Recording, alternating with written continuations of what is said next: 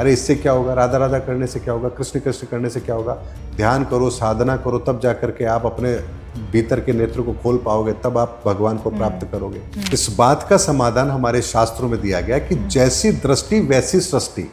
तो आप दुनिया को जिस दृष्टिकोण से देख रहे हैं, आपको दुनिया वैसी ही नजर आएगी। अर्जुन जब स्वर्ग में गया था दिव्यास्त्रों को लेने के लिए, तो वहां अप्सराओं ने उनसे विवाह करना चाहा था, तो उन्होंने मना कर दिया। रामभद्राचार्य जी शास्त्रों के आधार पर बात कर रहे हैं, तो जब वो शास्त्रों के आधार पर बात कर रहे हैं तो फिफ्थ डायमेंशन की भक्ति के लेवल पर है वो, यानी फिफ्थ डायमेंशन के आध्यात्मिक जगत के अंदर वो हैं। और प्रेमानंद जी जो हैं वो सेकंड डायमेंशन के अंदर है। तो भगवान शिव तो शिव है, तो उन्होंने तो अपना तीसरा नेत्र खोला और कामदेव भी भस्म हो गया। यानी ये उदाहरण हमें समझाने के लिए पर्याप्त है कि शिव की पूजा, शिव तत्व के लिए ब्रह्मचर्य की पालना अनिवार्य है, और ब्रह्मचर्य की पालना विचारों से होती है। इंसान मरे तो पैसा चाहिए, पैदा हो तो पैसा चाहिए, सरकार बने तो पैसा चाहिए, ऐसा कोई काम बताओ जो बिना पैसे के हो जाए। हम लेकिन ये गलती कर रहे हैं। हम लेकिन ये गलती हमने जो एआई बनाया वो आगे बहुत खतरनाक हो सकता है सर। बिल्कुल।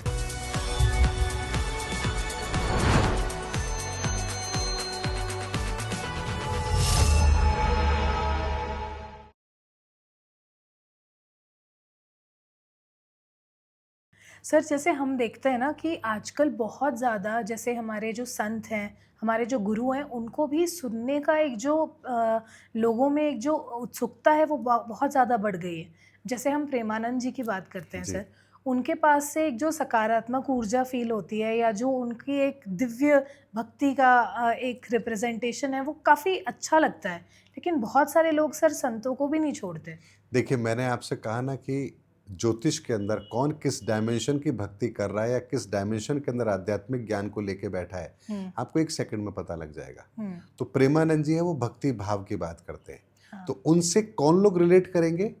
जो सेकंड डायमेंशन के अंदर हैं, वो लोग उनको बहुत जल्दी रिलेट करेंगे। हाँ। तो भक्ति भाव उनको समझ में आएगा। लेकिन जो फर्स्ट डायमेंशन में, वो क्या कहेंगे, अरे इससे क्या होगा, राधा राधा करने से क्या होगा, कृष्ण कृष्ण करने से क्या होगा, ध्यान करो, साधना करो, तब जा करके आप अपने भीतर के नेत्र को खोल पाओगे, तब आप भगवान को प्राप्त करोगे। तो जो फर्स्ट डायमेंशन में है, जो ध्यान साधना की बात करते हैं, तो सेकंड डायमेंशन वाला बोलेगा आंख बंद कर बैठने से क्या होता है। तो जो जिस डायमेंशन में है उसको वही भक्ति भाव अट्रैक्ट करेगा। तो ऐसा नहीं है कि प्रेमानंद जी सही है या वो गलत है। अब रामभद्राचार्य जी और प्रेमानंद जी के बीच में कंट्रोवर्सी पैदा हुई, वहां क्या फर्क है? फर्क यह कि रामभद्राचार्य जी शास्त्रों के आधार पर बात कर रहे हैं। तो जब वो शास्त्रों के आधार पर बात कर रहे हैं तो फिफ्थ डायमेंशन की भक्ति के लेवल पर है वो, यानी फिफ्थ डायमेंशन के आध्यात्मिक जगत के अंदर वो है। और प्रेमानंद जी जो हैं वो सेकंड डायमेंशन के अंदर है। तो यहाँ सेकंड और फिफ्थ को ये मत ले लीजिएगा कि सेकंड बड़ा होता है, फिफ्थ छोटा होता है। ये एक तरह की कैटेगरी है कि किस तत्व की प्रधानता हमारे भीतर है और हम किस डायमेंशन के अंदर, किस भक्ति भाव के अंदर हैं और किस तरह की आध्यात्मिक यात्रा को पूर्ण कर रहे हैं। ये कैसे बनती है, इस बात को भी समझ लीजिए। अगर आप आध्यात्मिक अनुभव के लिए प्रयासरत हैं तो एक समय पर आकर के आप फिफ्थ डायमेंशन के अंदर उसी भक्ति भाव को रिलेट कर पाएंगे। इसको ऐसे समझ लीजिए, जैसे मिठाई तो मिठाई होती है, लेकिन कोई क्या कहता है, मुझे तो रसगुल्ला पसंद है, मुझे तो गुलाब जामुन पसंद है, मुझे तो बर्फी पसंद है, मुझे तो काजू कतली पसंद है। भाई मिठाई तो मिठाई होती है, मुंह में जाकर के तो मिठाई महसूस होना है, लेकिन उसमें भी कैटेगरी है। इसी तरीके से हमारी 9 कैटेगरी इस भक्ति के अंदर, इस आध्यात्म के मार्ग में भी है। मेरा दावा है कि आज से पहले किसी ने इस बारे में सोचा भी नहीं होगा कि भक्ति का भी कोई एक डायमीटर होता है क्या, उसकी भी कोई डायमेंशन होती है क्या। तो अब आपको समझ में आ गया होगा। हाँ। प्रेमानंद जी और रामभद्राचार्य जी के बीच में फर्क क्या है। हाँ। वो फिफ्थ डायमेंशन के अंदर भक्ति भाव में है और वो सेकंड डायमेंशन में, इसीलिए दोनों के बीच में एक वैचारिक मतभेद है। सही बात है सर। इसी तरीके से महाराज अनिरुद्ध आचार्य जी जो हैं वो काफ़ी ज़्यादा इंडियन सभ्यता पे, भारतीय सभ्यता पे बात करते हैं। और कुछ समय पहले एक बहुत बड़ा विवाद भी हुआ था जहाँ पे खुशबू पाटनी जी ने बोल दिया था कि लिव इन में रहने से क्या प्रॉब्लम है, वेस्टर्न कल्चर को अपनाने में क्या प्रॉब्लम है। सर उसके हिसाब से आपको क्या लगता है, क्या टेक होना चाहिए? क्योंकि अनिरुद्ध आचार्य जी के बारे में बहुत गलत बोला गया था। देखिए, एक बात मैं आपको यहाँ पर बहुत स्पष्ट करना चाहता हूँ जब अनिरुद्धाचार्य जी की बात हो रही है तो उनका डायमेंशन जो है वो 4th डायमेंशन है। अच्छा। वो 4th डायमेंशन के भक्ति भाव पर है, यानी आध्यात्मिक चेतना में 4th डायमेंशन में रहते हैं। 4th डायमेंशन का मतलब होता है जहां आप धार्मिक शास्त्र ग्रंथों की व्याख्या कर रहे हैं और वही आपका कार्य है। वहां आप तर्क बुद्धि के द्वारा उन चीजों को प्रमाणित करने की बात करेंगे। तो भागवत करते हैं और भागवत करके लोगों को भागवत के द्वारा क्या तर्क के द्वारा समझाया जा सकता है वो काम कर रहे हैं। तो 4th डायमेंशन की वो बात कर रहे हैं। अब जब तर्क की बात आती है तो तर्क तो बुद्धि से होता है और बुद्धि का तत्व तो इस समय सबसे ज्यादा विकृत है, क्योंकि उसी पोर्टल को क्लोज होना है और नए डायमेंशन को ओपन होना है। तो यहां पर एक बात को हमें समझना पड़ेगा, इस बात का समाधान हमारे शास्त्रों में दिया गया कि जैसी दृष्टि वैसी सृष्टि। तो आप दुनिया को जिस दृष्टिकोण से देख रहे हैं आपको दुनिया वैसी ही नजर आएगी। एक बच्चा जब माँ का अगर स्तनपान कर रहा है तो वहां आप क्या कामुकता देखेंगे? नहीं, आप सोच भी नहीं सकते। लेकिन वहीं अगर किसी के मानसिकता के अंदर कामुकता है तो उस दृश्य को भी वो किसी और दृष्टिकोण से देखेगा। तो ये हमारे ऊपर निर्भर करता है कि हम समाज को किस दृष्टिकोण से देख रहे हैं।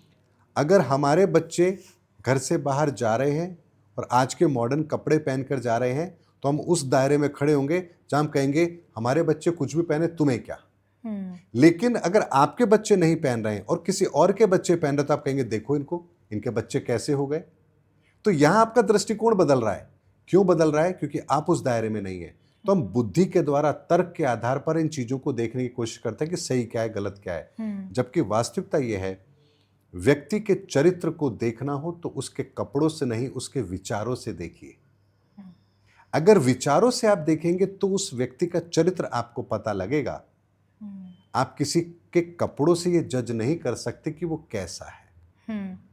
तो सर फिर भारतीय सभ्यता में पूरे कपड़े पहनने का या मतलब आजकल जो वेस्टर्न चीजें उसके देखिए ये परिधान है। आप समझिए बात को, ये परिधान है। हमने कहा ना आपकी मानसिकता क्या है इस चीज को लेकर, ये उसके ऊपर निर्भर करेगा।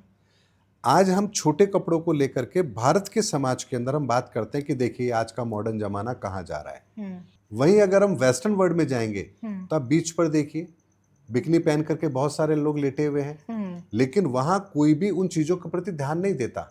तब सोचिए कि किसकी मानसिकता ठीक है।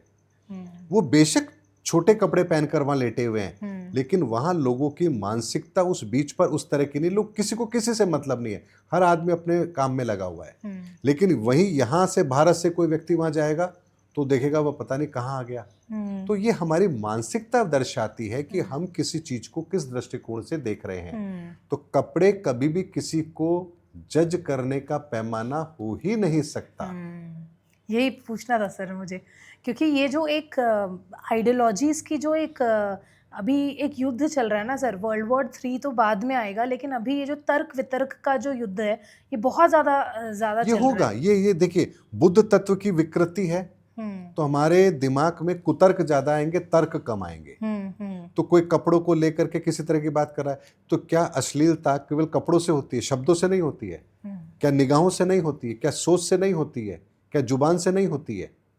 अश्लीलता तो कई तरह की होती है। तो आप केवल कपड़े को फोकस क्यों कर रहे हैं? अगर कोई व्यक्ति उस तरह की विचारधारा को लेकर के घूम रहा है समाज के अंदर, तभी तो समाज में बलात्कार हो रहे हैं। आपकी निगाहों के अंदर वो अश्लीलता है, तभी तो आपका ये जो पॉर्न कंटेंट होता है ये लोग देख रहे हैं। आपकी जुबान के अंदर अश्लीलता है, तभी तो आप गाली गलौज कर रहे हैं। और तो ऐसे, आप उस अश्लीलता के लिए क्या करेंगे? चलो इसको तो कपड़ों से ढक देंगे, उसका क्या करेंगे आप? और ऐसे रियलिटी शोज हैं सर जिसपे कुछ नहीं है, बस एक दूसरे को गाली देनी है और वो इतना तो चलता है। आप बताइए, अश्लीलता तो हर जगह पर है। लेकिन सर लोग देखते भी बड़ा है, बड़ा लेकिन मजा हमें आता क्या है लगता है, नहीं कपड़ों की अश्लीलता जो है ना वो मायने रखती, ये कोई मायने नहीं रखती। इस समाज के अंदर इतना कुछ परोसा जा रहा है अश्लीलता के नाम पर, हमने कभी उस पर तो गौर ही नहीं किया। क्या हमारे सभ्य समाज के होते हुए पॉर्न फिल्म बच्चे नहीं देखते हैं? तो उसके लिए क्या किया? आप कानून बना देंगे, लेकिन कानून से ठीक है आप थोड़ा रोकथाम कर सकते हैं, लेकिन वो विकृति हमारे दिमाग में आ कहां से रही है? जब तक हम उस पर काम नहीं करेंगे तब तक आप केवल लकीर को मिटाते रहिए, नई लकीर तो खिंचती जा रही है। तो आज अगर समाज के अंदर अगर बलात्कार जैसी घटनाएं हो रही है तो कहीं ना कहीं उसके पीछे हमारी घृणित मानसिकता ही तो है। तो अगर ऐसा है तो मुझे आप बताइए, जब संत ऋषि मुनि ध्यान में तपस्या में बैठते हैं तो वहां पर यही तो विचार उनकी तपस्या को भंग करते थे। तब सोचिए, यहां केवल वो ध्यान में बैठे हैं, ध्यान कर रहे हैं, अप्सरा आई और घुंघरू की आवाज से उनका ध्यान भंग हो गया। तो यहां आपके भीतर की विकृति ने आपका ध्यान भंग करवाया। अभी तक आपके नेत्र बंद थे लेकिन आपके कानों से भी वो चीज सुनाई दी, तो सुनाई दी तो आपका ध्यान कहां गया? घुंघरू पर गया, उसकी आवाज पर गया, और यहां आपकी कामुकता प्रकट हो गई, आपका ध्यान भंग हो गया। तब समझिए, केवल उस विचार से आपका ध्यान भंग हो गया, क्योंकि ध्यान में जब आप बैठ रहे हैं तो आप शिव तत्व की प्राप्ति के लिए बैठे हैं, और शिव तत्व की प्राप्ति में सबसे पहला नियम ब्रह्मचर्य का होता है। इसीलिए आप देखिए, भगवान शिव को कामदेव ने उनके ध्यान समाधि को भंग करना चाहा, तो भगवान शिव तो शिव है, तो उन्होंने तो अपना तीसरा नेत्र खोला और कामदेव भी भस्म हो गया। यानी ये उदाहरण हमें समझाने के लिए पर्याप्त है कि शिव की पूजा, शिव तत्व के लिए ब्रह्मचर्य की पालना अनिवार्य है, और ब्रह्मचर्य की पालना विचारों से होती है, और विचारों से होने के लिए आपको अपने भीतर के अंदर जितने भी विकार है उस पर काम करना पड़ेगा। तो जब तक हम, जहां से हमारी ऊर्जाओं का प्रवाह हमारे भीतर हो रहा है, जब तक हम वहां काम नहीं करेंगे, हमारी समस्या का समाधान हमें नहीं मिल सकता। ये बात निश्चित है। तो अभी तक तो हमें यही नहीं पता कि हमारे विकार आते कहां से और ये ठीक कैसे होंगे। तो इसका भी उत्तर मैं आपको दे देता हूं। हमारे भीतर भी जहां 3 की ऊर्जा है वहीं से विचार पैदा होते हैं, और वहां विकार है या स्वयं गणपति हैं, ये इस बात पर निर्भर करेगा कि आपके भीतर विचार कैसे पैदा होंगे। और हमारे रीढ़ की हड्डी से 3 उंगल ऊपर मति का स्थान होता है, यहां से विचार उत्पन्न होते हैं। इसीलिए इस बात को समझना पड़ेगा कि 3 की ऊर्जा एक ऐसी ऊर्जा होती है जो एक क्रिएशन का काम करती है, और ये हर जगह काम करती है। हमारे पूरे शरीर के भीतर भी इसका एक बहुत बड़ा रोल होता है। हमारे भीतर भी एक रेस्पिरेटरी सिस्टम है, एक डाइजेस्टिव सिस्टम है और एक सर्कुलेटरी सिस्टम है। ये 3 ही सिस्टम काम करते हैं। इसी तरह से हमारे भीतर भी जो 3 की ऊर्जा है, ये विचारों को लाने का काम करती है। अगर हमारे भीतर काम वासना है, विचार वैसे ही आएंगे। हमारे भीतर लालच है, विचार वैसे ही आएंगे। तो इस स्थान को सही रखना ये हमारा दायित्व है। और ये कब होता है? जब हम अपने विचारों में उस ईश्वरीय तत्व को स्थान दें जिसका स्थान होना चाहिए। तो ऐसे में जब हम अपनी प्रार्थना में भगवान गणपति को शामिल करते हैं, ऐसे हाथ जोड़ करके प्रार्थना करते हैं, हे गणपति मेरी मति में विराजमान रहे, तो यहाँ से हमारा ये जो 3 का एरिया है ये सही होना शुरू होता है, और यहाँ से हमारे विचार शुद्ध होते हैं। और फिर यकीन मानिए, अगर आपके विचार शुद्ध हो गए तो आपके सामने चाहे जो मर्जी दृश्य हो, आप कभी भी उन परिस्थितियों के अंदर विचलित होंगे ही नहीं। तो बहुत से जो ऋषि मुनि हुए हैं, जिनकी तपस्याओं को भंग करने के लिए बहुत लोग आए हैं, तो वहां वो ऋषि क्या कहते थे? हे माते। वो माते शब्द कह के प्रयोग करते थे। अर्जुन जब स्वर्ग में गया था दिव्यास्त्रों को लेने के लिए, तो वहां अप्सराओं ने उनसे विवाह करना चाहा था, तो उन्होंने मना कर दिया, मैं ऐसा नहीं कर सकता। तो सोचिए, अर्जुन अगर विवाह कर भी लेते स्वर्ग में अप्सराओं से तो क्या फर्क पड़ जाता, लेकिन उन्होंने नहीं किया। तो अब समझिए उनकी स्थिति क्या थी। तभी तो अर्जुन को भगवान श्री कृष्ण ने अपने विराट रूप के दर्शन कराए, क्योंकि वो उस अवस्था को पार कर चुके थे। तो वहां वो उनको माते कह के संबोधित करते हैं अर्जुन, तो वहां उन्हें श्राप मिलता है। तो ये भी भगवान की लीला थी कि श्राप मिला तो वो भी उनके अज्ञातवास में काम आया। तो जिसकी नैया ईश्वर के हाथ में होती है, वहां ईश्वर उनके फायदे के लिए जहां श्राप दिलवाना होता है ना, वहां वो भी करवाते हैं, क्योंकि उसमें भी उनका हित छुपा होता है। इसीलिए ये वो विज्ञान है जिस विज्ञान को हम अगर समझेंगे तो हमें पता लगेगा ये ईश्वरीय विधान कैसे काम करता है। वरना हम इसी दुनिया में पड़े रहेंगे, ऐसे ही सोचते रहेंगे, उसने मेरा मकान हड़प लिया, वो मेरे को ऐसा नहीं कर रहा, वो मेरे को वैसा नहीं कर रहा। अरे इस विज्ञान को समझिए कि इस धरती का विज्ञान काम कैसे करता है। आपके भीतर तो वो है जो आपको अनमोल बनाता है, और हम अपने अनमोल तत्व को ना पहचान कर भौतिक उन चीजों के पीछे फंसे रहते हैं जो एक दिन नश्वर है। सर इसी के साथ ना मुझे एक और सवाल भी आपसे पूछना था। जैसे गणेश चतुर्थी होती है, नवरात्रे होते हैं, यहाँ पे ना झांकी को हम लेके आते हैं माता की या जी। गणपति बप्पा की, और फिर जब विसर्जन होता है ना सर, तो बड़ी बड़ी मूर्तियों को जैसे ब्रिज से फेंक देते हैं या जेसीबी चला देते हैं, उसमें पीओपी केमिकल से वो बनता है, समुंदर का पानी खराब कर देते हैं वो। तो सर ये प्रथा हमारी ठीक है पहले से? यहाँ इसके मैं 2 आंसर दूंगा आपको। हम्म पहली बात तो ये जो गणपति विसर्जन का जो इस समय पर ये एक ट्रेंड है, हम्म ये शुरू कहाँ से हुआ? हम्म अगर आप इतिहास पढ़ेंगे तो आपको पता लगेगा, हम्म अंग्रेजों ने जब राजनीतिक पार्टियों के ऊपर पाबंदी लगा दी थी कि वो इकट्ठा नहीं हो सकते, हम्म तब अगर मैं नाम सही ले रहा हूँ तो लाला लाजपत राय, हम्म उन्होंने, हो सकता है मेरा नाम गलत हो लेकिन मुझे जहाँ तक ध्यान है वो यही नाम है, लाला लाजपत राय, उन्होंने महाराष्ट्र के अंदर हम्म गणपति उत्सव का एक प्रोग्राम बनाया हम्म ताकि इस बहाने लोग इकट्ठा हो सके हम्म और वो अंग्रेजों के खिलाफ जो उनकी मुहिम है उसको वो जारी रख सके। हम्म अब जैसे जैसे समय बीतता गया, हमें आज़ादी तो मिल गई, लेकिन ये तो एक अच्छी परंपरा है, भगवान के नाम पर अगर कोई इकट्ठा हो रहा है तो उसमें गलत तो कुछ इसमें है गलत नहीं। है। तो ये परंपरा वहां से शुरू हुई। जबकि वास्तविकता ये है कि गणपति को स्थापित करना, विसर्जन करना, ये कोई आध्यात्मिक चीज नहीं है, इससे कोई आपको आध्यात्मिक लाभ मिलने वाला नहीं है। लेकिन हाँ, इतना जरूर है कि किसी भी इष्ट देवी देवता को स्थापित करने के पीछे 2 कॉन्सेप्ट काम करते हैं। पहला कॉन्सेप्ट होता है कि उस ऊर्जा को आप स्थायी तौर पर अपने यहाँ स्थापित करना चाहते हैं, तो वहां आप किसी भी धातु की या पत्थर की मूर्ति का प्रयोग करेंगे। पत्थर भी वो होता है जो ऊष्मा को अवशोषित कर सकता है, तो मार्बल है वो बहुत अच्छी तरह से अवशोषित करता है। फिर मेटल के अंदर आते हैं तो वहां पर भी बहुत सारे मेटल ऐसे हैं जो ऊष्मा को अवशोषित करते हैं, तो आप उनकी धातु की मूर्ति को लेकर के कहीं पर आप विराजमान करा सकते हैं, वहां से वो ऊर्जा स्थायी तौर पर आपके लिए स्थापित कर दी जाती है। लेकिन वहां पर फिर उसके बहुत सारे नियम कायदे हैं जो आपको फॉलो करने होते हैं।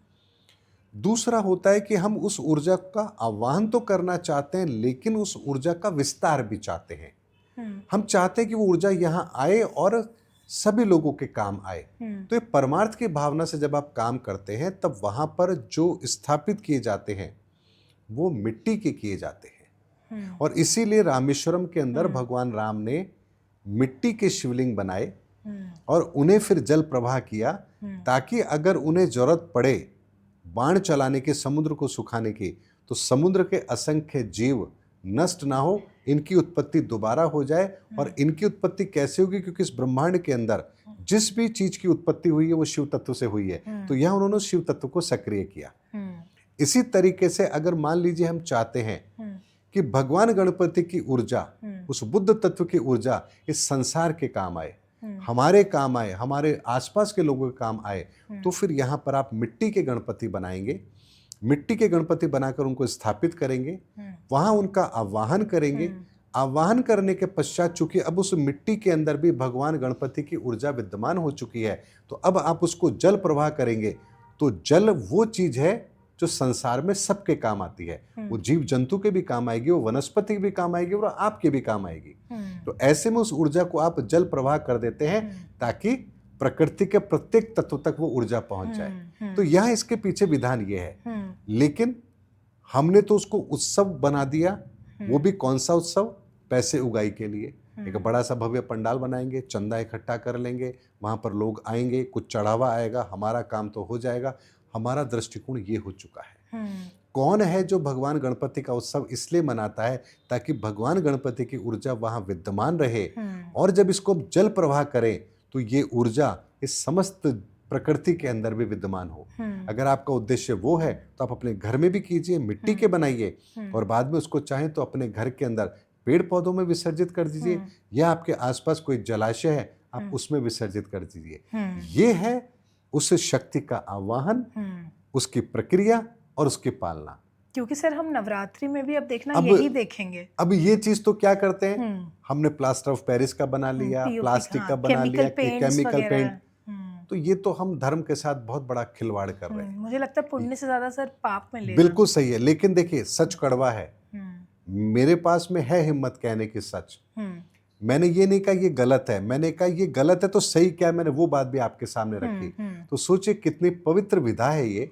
अगर इसका हम बेहतर तरीके से प्रयोग करें तो क्यों नहीं इसका लाभ जनमानस को होगा? सही बात। कितना बड़ा पुण्य का कार्य कि आप भगवान गणपति को स्थापित कर रहे हैं, उनका आह्वान कर रहे हैं, वो ऊर्जा अब आपके घर आई है और अब आप उसका विसर्जन कर रहे हैं जल के अंदर, ताकि जल के भीतर जो जीव हैं उनके अंदर वो ऊर्जा विद्यमान रहे, पेड़ पौधों को वो ऊर्जा मिले, और उस जल का सेवन जब आप करते हैं तो आपके भीतर भी वो चेतना आए। तो आप सोचिए कितने बड़े परमार्थ का कार्य है। लेकिन करे तो हम सही दिशा में ना, उसको उस दिशा में ना करे केवल एक सजावटी तौर पर पांडाल बन जाए, डीजे बज जाए और फिर जाकर के हम नदी नालों में फेंक दें जहाँ प्लास्टर ऑफ पेरिस की बनी मूर्ति और है। सर वो भी वैसे नाले जहाँ पे ऑलरेडी साइड में कोई कपड़े धो रहा है, वहीं पे लोग मतलब पूरी तरीके से वो नदी। यही तो अज्ञानता है। इस बुद्ध तत्व की विकृति का यही तो एक परिचय है। तभी तो धर्म युग की स्थापना का वो समय चल रहा है। और धर्म युग की स्थापना का समय चल रहा है तो सबसे पहला कार्य यही होगा कि हम उन धार्मिक रीति रिवाजों को उसी रूप में समझेंगे जैसे वो हैं। वो कहते हैं सोना सोना ही होता है, पीतल के पास रख दोगे बेशक वो पीतल दिख रहा है, लेकिन उसकी वैल्यू सोने की कभी कम नहीं होगी, क्योंकि सोना केवल रंग से सोना नहीं है, वो अपनी क्वालिटी से सोना है। तो धर्म है। धर्म में कितनी मिलावट कर दीजिए, लेकिन जो धर्म की प्योरिटी है ना, वो कभी मिलावट में नहीं आ सकती। अब सर क्योंकि जैसे धर्मयुग की स्थापना जब पूरी तरीके से संपूर्ण हो जाएगी तो आपको लगता है कि लोगों की सोच विचार में भी अंतर आएगा? क्योंकि भविष्य मालिका में तो ये लिख दिया है कि कुछ सालों के बाद जिस तरीके से अभी उल्टी सीधी चीज़ें आप देखेंगे कि समुंदर में जो फ्लड्स आ रहे हैं, जो कैलामिटीज़ हो रही हैं, उसके वजह उसके रिस्पॉन्सिबल हम खुद भी हैं एक बहुत हद तक। जी, एक बात मैं आपको बताता हूँ, धर्म स्थापना का कार्य इतना मुश्किल है ही नहीं। ठीक है। बिल्कुल भी मुश्किल नहीं है। यकीन मानिए एक दिन में धर्म स्थापना हो सकती है, एक दिन में। लेकिन चूंकि हम 800 करोड़ लोग हैं, हमारी विचारधाराएं अलग अलग हैं। मैंने आपको बताया ना, हर व्यक्ति अलग डायमेंशन में है। तो फर्स्ट डायमेंशन के व्यक्ति की धर्म स्थापना अलग तरीके से होगी, सेकंड डायमेंशन वाले के लिए अलग तरीके से होगी, थर्ड डायमेंशन वाले के लिए अलग तरीके से होगी। इस तरह से 9 डायमेंशन के अंदर 9 तरीके से धर्म स्थापना का कार्य होगा। लेकिन विडंबना यह है कि हम परिवर्तन को स्वीकार ही नहीं करना चाहते हैं। देखिए, कोई एक विचारधारा है, उसको स्वीकार करने में कहाँ दिक्कत है अगर वो सही है तो। आज आप मेडिकल साइंस की हम बात करें, आप किसी डॉक्टर के पास जाएं, आपके पाँव में चोट लगी, हड्डी टूट गई है, आप मान लीजिए ऑर्थोपेडिक के पास जाएंगे, लेकिन आप वहाँ न जा करके किसी न्यूरोसर्जन के पास पहुँच जाते हैं, तो न्यूरोसर्जन क्या कहेगा? भाई डॉक्टर तो हूँ, चल तेरा इलाज कर देता हूँ, ऐसा कहेंगे? नहीं, वो कहेंगे भैया आपकी हड्डी टूटी है, आप ऑर्थोपेडिक के पास जाइए। और हमें भी पता है कि हमारी हड्डी टूटी तो हमें कहाँ जाना है, ये इतना ज्ञान हमें है। लेकिन जब अध्यात्म की बात आती है तो हम बिल्कुल अनपढ़ हो जाते हैं। हमारे को समस्या कौन सी है, हम पहुंच कहाँ जाते हैं, और समाधान मिलता नहीं है। और जितने भी अध्यात्म को जानने वाले हैं वो क्या कहते हैं, जैसे सब कुछ अलादीन का चिराग तो उन्हीं के पास है, हर समस्या का समाधान तो वही दे देंगे। आध्यात्मिक व्यक्ति ये मानने को ही तैयार नहीं है कि भाई किस डायमेंशन की प्रॉब्लम है और उसका समाधान क्या होगा। कोई कह रहा है मंत्र जपो ठीक हो जाएगा, कोई कहता है यज्ञ करो ठीक हो जाएगा, कोई कहता है भक्ति करो ठीक हो जाएगा, कोई कहता है शास्त्र पढ़ो ठीक हो जाएगा, कोई कहता है दान करो ठीक हो जाएगा, कोई कहता है कि धार्मिक यात्राएं करो, 4 धाम कर लो वो ठीक। अरे भाई, ये सब अलग अलग तरह के समाधान हैं, और किस व्यक्ति के लिए कौन सा समाधान है, पहले इस चीज को तो समझिए। जब तक हम इस चीज को नहीं समझने को तैयार होंगे कि जितना हमारा आध्यात्मिक ज्ञान है ये एक सीमित मात्रा में है। परमात्मा असीमित है, इसलिए अध्यात्म का ज्ञान भी असीमित है। उस असीमित को सीमित करने के लिए जो तरीका हमें मिला है, उस तरीके को पहले समझ लीजिए। जैसे मैं आपको छोटी सी बात बताता हूं, मान लीजिए इस संसार के अंदर 3 तरह की चीजें हैं। एक है लिक्विड फॉर्म में, एक है गैस के फॉर्म में, एक है सॉलिड के फॉर्म में। इसी तरह से हमारे मेजर करने के 3 ही तरीके हैं, या तो लीटर है, या मीटर है, या किलोग्राम है। इसके अलावा कोई मैटर हो तो बताइए आप मुझे। 3 ही तरीके हैं।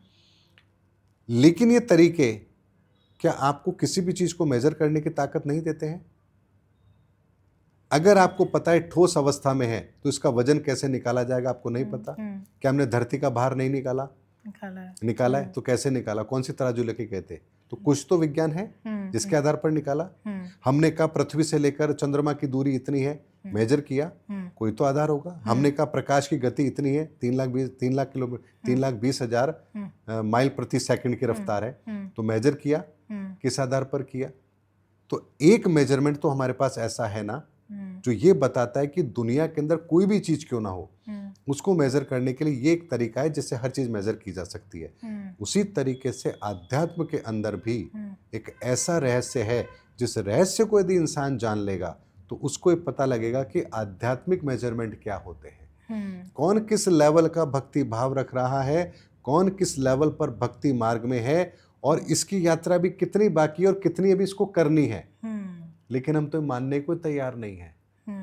हम तो जरा सा कुछ ज्ञान आता है तो हमारे चेले हमें भगवान बना देते हैं, और यही गलती हम बार बार करते हैं।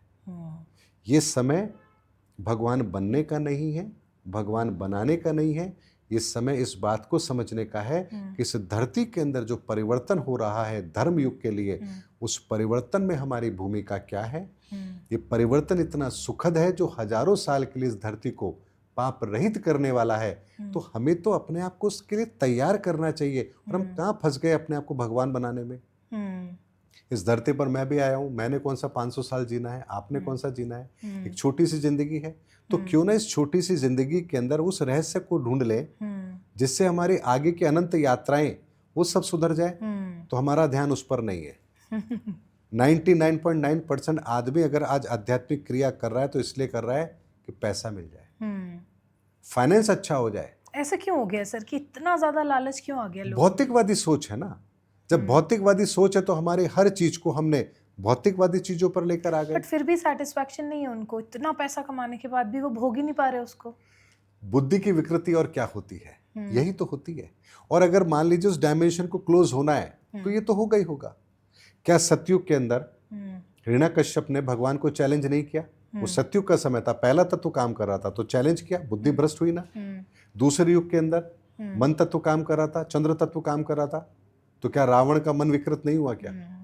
तीसरे के अंदर मंगल तत्व काम कर रहा था, तो जब मंगल तत्व काम कर रहा था तो जितने भी बाहुबली थे क्या उन्होंने अपने बाहुबल का दुरुपयोग नहीं किया क्या? तो चौथे तत्व में बुद्धि तत्व काम कर रहा है, तो हम इंसान अपने बुद्धि तत्व का दुरुपयोग नहीं करेंगे क्या? बुद्धि से मुझे याद आया 100% करेंगे। सर ट्रम्प का क्या प्रॉब्लम है? कली का पूरा चेहरा इस समय ट्रम्प है। देखिए मैंने कहा ना कि ईश्वर जिससे जैसे काम लेना चाहता है वो ले लेता है। अगर अर्जुन से काम लेना था तो वहां स्वर्ग भेजकर उसको श्राप दिलवा दिया, तो भृंडला बनकर के उन्होंने अपना अज्ञातवास का समय निकाला। इसी तरीके से हम उस ऊपर वाले की कठपुतली हैं। वो हमें जैसे नचाएगा हम उतना ही डांस करेंगे, उससे ज्यादा कर भी नहीं सकते। लेकिन इतना समझिए, इतनी सी रिक्वेस्ट करने की तो हमारी अपनी भगवान ने ताकत दी कि भगवान से इतना तो प्रार्थना कर ले, भगवान विलेन का रोल मत दो, हीरो का दे दो। हीरो का नहीं तो हमारे को कोई साइड आर्टिस्ट का दे दो। इतनी तो हम प्रार्थना कर सकते हैं। तो हम तो अच्छे कर्म करने के लिए ईश्वर से प्रार्थना कर ले तो यही हमारे लिए बहुत है। ईश्वर तो इसी में हमारा चयन कर लेगा। लेकिन हमें तो विलेन बनना है। और अब देखिए किसी देश का राष्ट्रपति और हरकत कैसी कर रहा है। जापान को कह रहा है तुम मेरा चावल खरीदो, भारत को कह रहा है तुम मेरा दूध खरीदो, तुम रशिया से तेल मत खरीदो। भाई तुम राष्ट्रपति हो, तुम्हारा काम अमेरिका की जनता की सेवा करना है, उनकी जिंदगी को बेहतर बनाना है कि चावल बेचना और दूध बेचना है। हम क्या काम करने लग गए? अब सोचिए कि हमारी जो लोकतांत्रिक परंपरा है हम उसका निर्वहन किस आधार पर कर रहे हैं? हम तो इकोनॉमी के आधार पर कर रहे हैं। यानी कि इस दुनिया के अंदर इंसान मरे तो पैसा चाहिए, पैदा हो तो पैसा चाहिए, सरकार बने तो पैसा चाहिए। ऐसा कोई काम बताओ जो बिना पैसे के हो जाए। तो ये जो हमें समय मिला है, जो अभी इस धरती पर मौजूद है, तो इस समय पर हमें वो कार्य करने के लिए समय मिला है जो हम किसी भी डायमेंशन में रह करके नहीं कर सकते। स्वर्ग में रह करके देवता भी वो कार्य नहीं कर सकते जो हम इस धरती पर आकर कर सकते हैं। अब सोचिए इतना बड़ा मौका हमें मिला है और हम अपने पूरे के पूरे समय को कहाँ बर्बाद कर रहे हैं। ये सच्चाई अगर किसी को पता लग जाएगी तो क्या कोई अपना वक्त बर्बाद करेगा इन चीजों में? नहीं। ये संसाधन केवल हमारी सुविधाओं के लिए हैं ताकि हम इस जिंदगी को बेहतर तरीके से जी सके। इन संसाधनों में लिप्त होने के लिए जीवन नहीं है। एक बात आती है ना कि आप खाने के लिए जीते हैं या जीने के लिए खाते हैं। ये आपके ऊपर मैटर करेगा। तो जो जीने के लिए खा रहा है उसके लिए स्वाद कोई मायने नहीं रखता, लेकिन जो खाने के लिए जी रहा है उसके लिए तो स्वाद बहुत बड़ा मैटर करता है। हाँ हाँ। अब सर बहुत सारे लोग होते हैं जिनको खाना बहुत पसंद होता है सर। देखिए, खाना पसंद होना अलग चीज है, लेकिन मैंने कहा ना, एक खाने के लिए जी रहे हैं कि जीने के लिए खा रहे हैं, बात वो है। हाँ, कंट्रोल बैलेंस आना चाहिए बैलेंस। आपको करना, सही बात। अच्छा सर, जो कल्कि का कॉन्सेप्ट है वो चलिए इंडिया में तो समझ में आ जाता है क्योंकि इंडिया और अध्यात्म में बहुत जुड़े हुए हैं। अब क्या आप ये कहना चाहते हैं कि आउटसाइड इंडिया कुछ लोग ऐसी हरकतें कर रहे हैं कि विनाशकाले विपरीत बुद्धि, और कल्कि का कॉन्सेप्ट वहां पे भी काम कर रहा है? देखिए, ईश्वर का कोई भी कार्य अधूरा नहीं होता है। तो उन्हें पता था ईश्वर को कि जो बाइबल पढ़ रहा है उसको मुझे कैसे समझाना है, जो कुरान पढ़ रहा है उसको कैसे समझाना है, और जो गीता पढ़ रहा है उसको कैसे समझाना है। तो हिंदू वालों को समझाया कि भैया कल्कि आएंगे, इस्लाम वालों को समझाया कि इमाम मेहंदी आएंगे, और ईसाइयों को समझाया द सेवियर आएंगे, जीसस क्राइस्ट अगेन आएंगे। लेकिन मैं एक छोटी सी बात यहाँ जरूर कहना चाहूंगा, अगर वो आ गए तो पहचानोगे कैसे? क्योंकि आज इस्लाम को जो लोग मानते हैं उनका बिलीफ तो कुरान पर है, लेकिन कुरान जो शब्द हैं जिस अल्लाह के, उस पर तो किसी का फेथ है ही नहीं। तो अगर आपका विश्वास कुरान पर है और अगर उस अल्लाह ताला ने इमाम मेहंदी को भेजा, तो आप तो सोचेंगे कि जो कुरान में लिखा है इमाम मेहंदी वही बोले। तो अगर कुरान में जो लिखा है अगर उसी पर आप अमल कर रहे हो तो फिर इमाम मेहंदी को आने की जरूरत क्या है? तो इमाम मेहंदी जो कहेंगे वो आप बिलीव कैसे करोगे उस पर? क्योंकि आपका ईमान अब कुरान पर है, अल्लाह पर नहीं है। वही चीज गलती हम कर रहे हैं। कल्कि आएंगे, पर कल्कि आएंगे तो क्या कहेंगे? रामायण पढ़ लो, गीता पढ़ लो, वो तो आप पहले से करते आ रहे हो। तो वो जो बात कहेंगे वो उसको आप धार्मिक शास्त्र ग्रंथों में ढूंढोगे, और वहां वो बात होगी नहीं। क्यों नहीं होगी? क्योंकि वहां जो है उसका तो मतलब आपने गलत निकाल लिया। तो हमारा बिलीव धार्मिक शास्त्र ग्रंथों पर है, मंदिरों पर है, और कल्कि हमारे बिलीव को कहां लेकर आने वाले हैं? ईश्वर पर। तो क्या हम कल्कि की बात मानेंगे? नहीं मानेंगे। जब हम बात करते हैं ईसाई धर्म की कि भाई वो जीसस क्राइस्ट दोबारा आएंगे, तो आएंगे तो आप तो उसी पैरामीटर पर पहचानोगे, अरे वो आएंगे, सूली पर चढ़ाया था, ऐसा था, वैसा था। आपके पास पैरामीटर क्या है उनको पहचानने का? मैं एक छोटा सा प्रश्न करता हूं, कोई भी धार्मिक शास्त्र ग्रंथ को ले लीजिए, किसी भी धर्म को ले लीजिए, 800 करोड़ लोगों को ले लीजिए, हमारे पास कौन सा पैरामीटर है पहचानने का? कैसे पहचानेंगे? कल्कि यदि आज आ गए तो आप कैसे पहचानेंगे? आपको लगता है वो कल्कि आएंगे तो कहेंगे हाँ देखो मैं कल्कि हूं? वो जिंदगी में कभी नहीं कहेंगे कि मैं कल्कि हूं। जैसे भगवान राम ने कभी नहीं कहा मैं भगवान हूं, भगवान कृष्ण ने कभी नहीं कहा मैं भगवान हूं, ऐसे कल्कि भी कहेंगे मैं कल्कि नहीं हूं।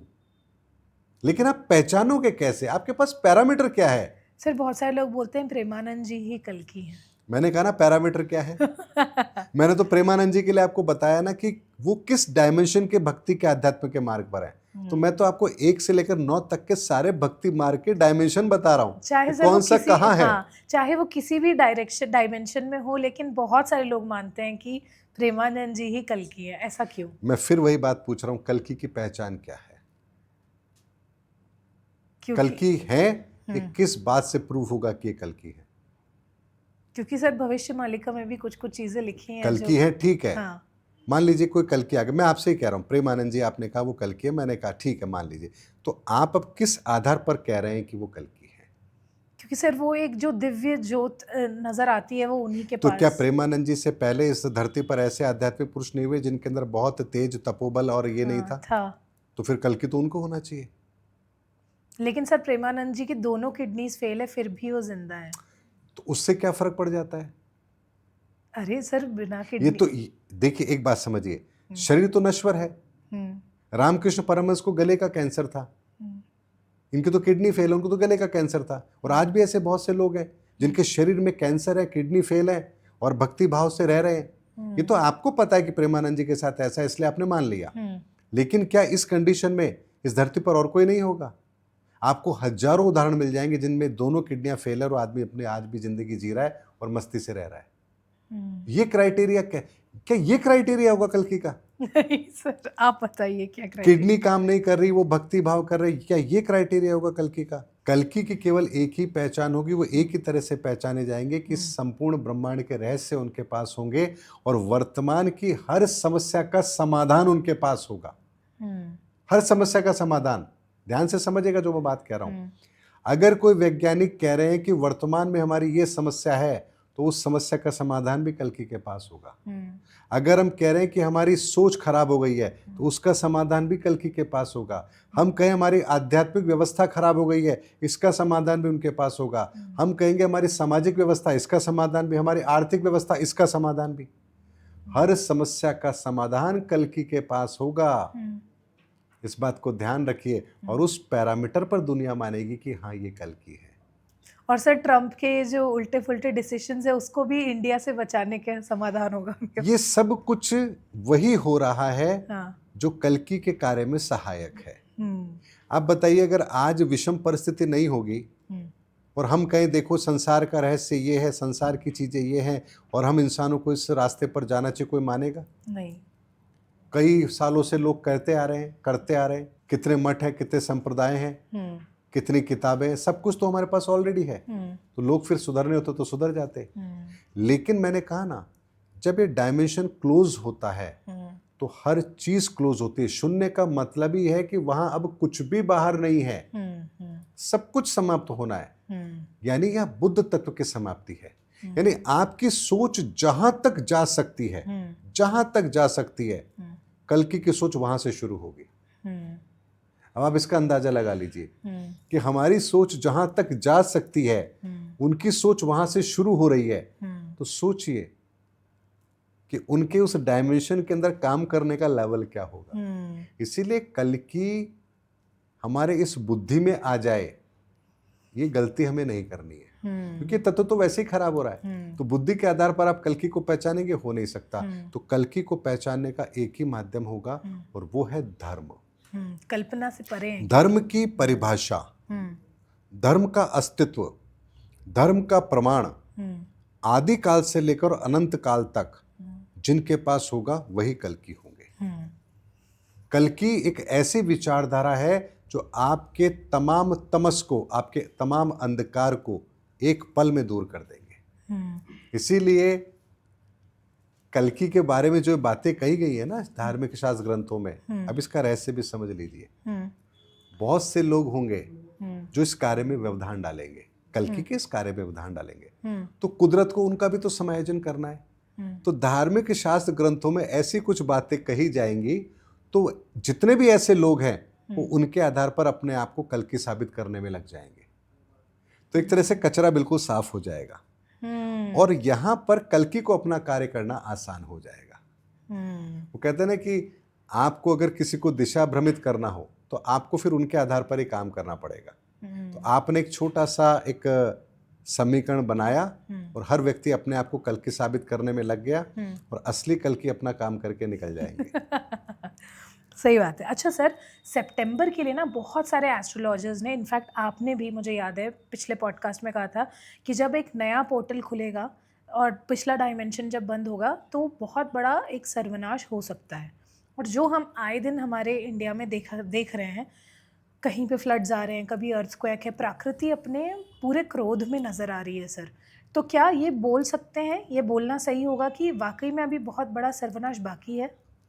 सर्वनाश कितना होगा इसका फैसला ईश्वर नहीं करेंगे, हम करेंगे। हम करेंगे। जिस लेवल पर हम जाकर के चीजों को समझेंगे, प्रकृति उस लेवल पर जाकर के विनाश करेगी। अगर आज हमें समझ आ जाए कि हाँ एक ईश्वरीय सत्ता है जो अपना कार्य कर रही है और हमें उस ईश्वरीय सत्ता के अनुसार काम करना है, तो ये प्रलय आज रुक सकती है। लेकिन जब तक इंसान को ये बात समझ नहीं आएगी तब तक ये विनाश की लीला दिन प्रतिदिन और बढ़ती चली जाएगी।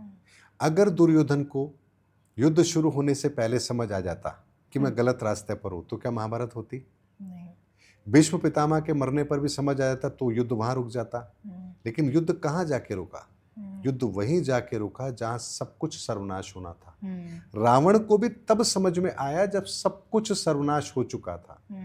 ऐसे ही हमें भी तब समझ आएगा जब हमारी भौतिकवादी सोच और हमारी बुद्धि हमें उस दोराहे पर लाकर खड़ा कर दे कि जहां अब हमारी बुद्धि काम नहीं कर रही है, हमें तब समझ आएगा कि नहीं, हम गलत थे। तो अब ये तो हमारे ऊपर निर्भर करेगा कि हम इस धरती पर कितना विनाश चाहते हैं। एआई कौन बना रहा है? ईश्वर बना रहा है, हम बना रहे हैं। हाँ। ईश्वर के तो एआई हम ही है, लेकिन ईश्वर के एआई हम हैं। हाँ। तो वो जानता है ना कि हमारी सीमा कहाँ है। हाँ। तो जैसे हम एआई को कमांड दें कि खुद को बंद कर लो और एआई करने से मना कर दे, तो फिर हमारे पास उसका कंट्रोल नहीं है, लेकिन ईश्वर के पास उसका कंट्रोल है। ईश्वर ने हम जैसे मनुष्यों का जो एआई बनाया है ना, उसने उसकी कंट्रोलिंग अपने पास रखी है। हम लेकिन ये गलती कर रहे हैं। हम लेकिन ये गलती हमने जो एआई बनाया वो आगे बहुत खतरनाक हो सकता है सर। बिल्कुल। तो चलिए sir, as usual as ever जब भी आपसे बात होती है पॉडकास्ट में कुछ नया सुनने को मिलता है, कुछ बहुत ही डिफरेंट तरीके की एनर्जी होती है जो बहुत पॉजिटिव भी होती है, और ऐसा नरेशन सच में किसी भी दूसरे मेरे दी अय्यर शो एपिसोड में आपको नहीं मिलेगा, क्योंकि एक अलग ही बात है, एक अलग डायमेंशन जो हमारे दिमाग का खुलता है ना, वो मनोज जी के साथ बात करके ही खुलता है। तो सर आगे भी हम बात करेंगे आपसे, बहुत सारी चीज़ें, अभी तो हमने उस टॉपिक को स्टार्टिंग ही नहीं करी है उसकी, लेकिन फिर हाजिर होंगे आपके सामने। और इतना सारा प्यार देने के लिए और मनोज जी मेरे शो में हमेशा आने के लिए थैंक यू सो मच। बहुत बहुत धन्यवाद आप सभी दर्शकों का भी। हाँ, और आप हमारे साथ ऐसे ही बने रहिएगा। कोई भी अगर आपका सवाल है, अगर आपको लगता है कि कुछ डाउट है, तो फील फ्री टू कमेंट, हम लोग यहाँ पे हैं, रेस्पॉन्स ज़रूर देंगे। और देखते रहिए द अय्यर शो, कुछ नया, कुछ इंटरेस्टिंग हर बार की तरह आपके लिए लेकर आते रहेंगे। Thank you.